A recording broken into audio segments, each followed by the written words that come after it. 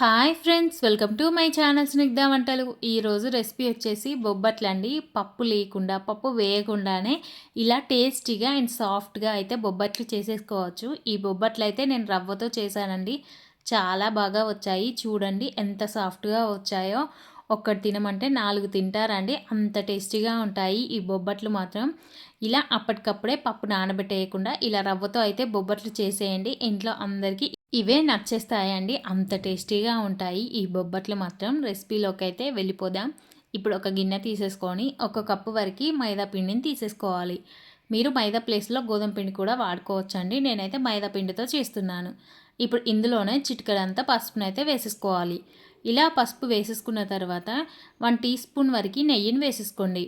మనం వేసుకున్న నెయ్యి అంతా పిండికి పట్టేలాగా బాగా కలిపేసుకోండి. ఇలా నెయ్యి పిండికి అంతా పట్టేలాగా ఒక 2 నిమిషాల పాటు బాగా కలిపేసుకోండి. ఇలా కలిపేసుకున్న తర్వాత ఇప్పుడు ఇందులోనే వాటర్ని కొంచెం కొంచెంగా వేస్తూ పిండిని అయితే కొంచెం సాఫ్ట్గానే కలిపేసుకోవాలండి. వాటర్ అంతా ఒకేసారి కాకుండా కొంచెం కొంచెంగా వాటర్ని వేసేస్తూ పిండిని అయితే కొంచెం సాఫ్ట్గా కలిపేసుకోండి. ఇలా పిండి కలిపేసుకున్న తర్వాత ఇప్పుడు ఇందులోనే ఇంకొక టీ స్పూన్ వరకు నెయ్యిని వేసేసుకొని ఇలా నెయ్యి అంతా పిండికి అప్లై చేసేసుకోండి. ఇలా అప్లై చేసేసుకున్న తర్వాత మనం ఈ పిండిని 1 గంట నుండి 2 గంటల పాటు అయితే నానబెట్టేసుకోండి. మనకి పిండి అనేది సాఫ్ట్గా అయిపోతుంది. ఇప్పుడు ఇంకొక ప్యాన్ తీసేసుకొని 1 టీ స్పూన్ వరకు నెయ్యిని వేసేసుకోవాలి. ఇలా నెయ్యి వేసేసుకున్న తర్వాత 1 కప్పు వరకు సూజీ రవ్వ, అదేనండి బొంబాయి రవ్వనైతే వేసేసుకోండి. ఇలా రవ్వ వేసేసుకున్న తర్వాత లో ఫ్లేమ్లోనే ఒక 5 నుండి 10 నిమిషాల పాటు మంచిగా వేయించేసుకోండి. ఇలా వేయించేసుకోవడం వల్ల మనకి బొబ్బట్లు అనేది చాలా టేస్టీగా ఉంటాయి. ఇలా రవ్వ వేగిన తర్వాత ఇప్పుడు ఇందులోనే 3 కప్పుల వరకైతే వాటర్ని వేసేసుకోవాలి. మనం తీసుకున్న 1 కప్పు రవ్వకి 3 కప్పులకైతే వాటర్ సరిపోతుందండి. మీరు ఏ కప్పుతో అయితే రవ్వను తీసుకున్నారో అదే కప్తో వాటర్ని అయితే వేసేసుకోండి 3 కప్పుల వరకు. ఇలా వాటర్ వేయగానే మనకి ఉండలు అనేది కట్టేస్తుందండి. కాబట్టి తొందరగా ఇలా కలిపేసుకుంటూ కుక్ చేసేసుకోండి. మంటని లో టు మీడియం ఫ్లేమ్లో పెట్టేసుకొని ఇలా కంటిన్యూగా కలుపుతూ కుక్ చేసేసుకోండి. ఒక 2-3 నిమిషాలకే మనకి రవ్వ అనేది ఇలా దగ్గరకు వచ్చేస్తుందండి. ఇలా ఇది కొంచెం కుక్ అయిన తర్వాత ఇందులోకి 3/4 కప్ వరకు అయితే బెల్లాన్ని వేసేసుకోవాలి. మీరు స్వీట్ ఎక్కువగా ఇష్టపడేవారైతే కప్పు వరకు బెల్లాన్ని వేసేసుకోండి. ఇలా బెల్లం వేసేసుకొని బెల్లం అంతా మనం రవ్వకి పట్టేలాగా కలిపేసుకోండి. మనకి 2-3 నిమిషాలకి బెల్లం అంతా చక్కగా కరిగిపోతుందండి రవ్వలోకి. చూడండి, బెల్లం అయితే చక్కగా రవ్వలోకి కలిసిపోయింది కదా. ఒక 2 నిమిషాల పాటు కుక్ చేసేసుకోండి. మనకి రవ్వ అనేది మంచిగా కుక్ అవుతుంది. ఇప్పుడు ఈ రవ్వని కంప్లీట్గా కూల్ అవ్వనివ్వండి. చూడండి, కూల్ అయిన తర్వాత మనకు రవ్వ అనేది కొంచెం హార్డ్గా అయిపోతుంది. ఇలా ఇప్పుడు ఉండల్లాగా అయితే చేసి పెట్టేసుకోండి. ఇలా అన్ని ఉండల్లా చేసి పెట్టేసుకోవడం వల్ల మనకి బొబ్బట్లు చేసేటప్పుడు ఈజీగా అయిపోతుంది పని అంతా.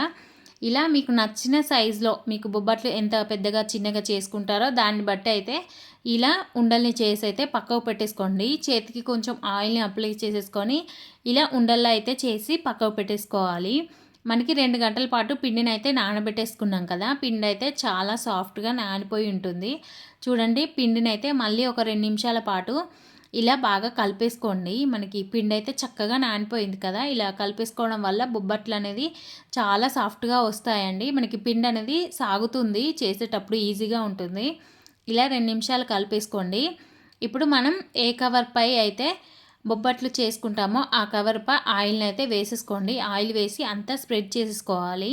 నేను చూపిస్తున్న ఈ విధంగా కొంచెం పిండిని తీసేసుకొని ఇలా చేత్తో అయితే పల్చగా ఒత్తేసుకోండి. ఇప్పుడు మనం రవ్వ స్టఫింగ్ని అయితే పెట్టేసుకొని స్టఫింగ్ అంతా బయటికి రాకుండా చూసుకోండి. పైన ఎడ్జెస్కి కొంచెం పిండి ఉంది కదా, అది కూడా ఈ బొబ్బట్లలోకే అనేసుకొని రౌండ్గా అయితే చేసేసుకోండి. ఇప్పుడు మనం పేపర్పై ఆయిల్ని పెట్టేసుకున్నాం కదా, ఈ పిండిని పెట్టేసుకొని కొంచెం ఆయిల్ని వేసేసుకొని చేయితో అయితే ఇలా బొబ్బట్ల షేప్లో ఒత్తేసుకోవడమే. చాలా ఈజీగా వస్తాయండి బొబ్బట్లు అనేది. చూడండి, ఎంత పల్చగా వీలైతే మీరు అంత పల్చగా అయితే ఒత్తేసుకోండి. మనకి పల్చగా ఒత్తేసుకుంటే పొంగుతాయండి. మనకి పూరీలు పొంగినట్టు బొబ్బట్లు అయితే పొంగుతాయి. ఇలా పల్చగా అయితే ఒత్తేసుకోవాలి.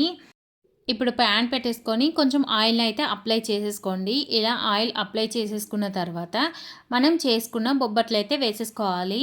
ఇప్పుడు పైనుండి కూడా ఒక 1/2 టీ స్పూన్ వరకు ఆయిల్ని వేసేసుకొని మంటని లో టు మీడియం ఫ్లేమ్లో పెట్టేసుకొని మనం బొబ్బట్లను అయితే ఫ్రై చేసేసుకోవాలండి. ఇలా ఒకవైపు ఫ్రై అయిన తర్వాత ఇంకోవైపు టర్న్ చేసేసుకొని మంచిగా ఫ్రై చేసేసుకోవడమే బొబ్బట్లు. చాలా టేస్టీగా ఉంటాయండి. ఇవి మాత్రం నేను ఫస్ట్ టైం చేశాను ఇంట్లో ఇప్పుడు.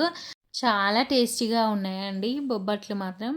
రవ్వ బొబ్బట్లు అంటే కారంగా వేసి చేస్తారు కదా! అవి తిన్నాం కానీ ఈ స్వీట్ బెల్లం వేసి బొబ్బట్లయితే చేయలేదు రవ్వతో. కానీ ఫస్ట్ టైం చేసినా చాలా టేస్టీగా ఉన్నాయి. పిల్లలకైతే భలే నచ్చేసాయి. వాళ్ళకి స్కూల్ నుండి ఇంటికి రాగానే ఈ బొబ్బట్లు చేసిచ్చాను. వేడి వేడిగా తిన్నారు. చాలా బాగా నచ్చాయి వాళ్ళకు కూడా. ఇలా రెండు వైపులా మంచిగా ఫ్రై చేసేసుకోండి. చూడండి మనకి బొబ్బట్లయితే పూరీల్లాగా పొంగుతున్నాయి కదా!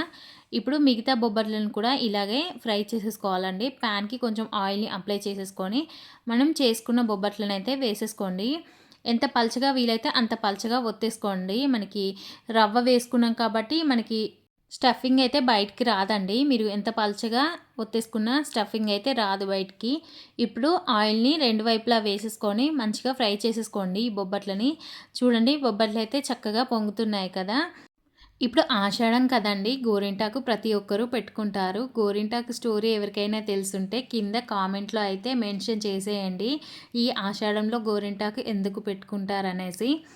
చూడండి బొబ్బట్లయితే మనకి చక్కగా పొంగుతూ వచ్చాయి కదా! రెడీ అయిపోయాయండి. అన్ని బొబ్బట్లు ఇలాగే చేసేసుకోండి. బొబ్బట్లు తినాలనిపిస్తే మాత్రం ఈ రెసిపీని అస్సలు స్కిప్ చేయకండి. పప్పు నానబెట్టేయకుండా ఇలా టేస్టీగా బొబ్బట్లయితే చేసి పెట్టేయండి.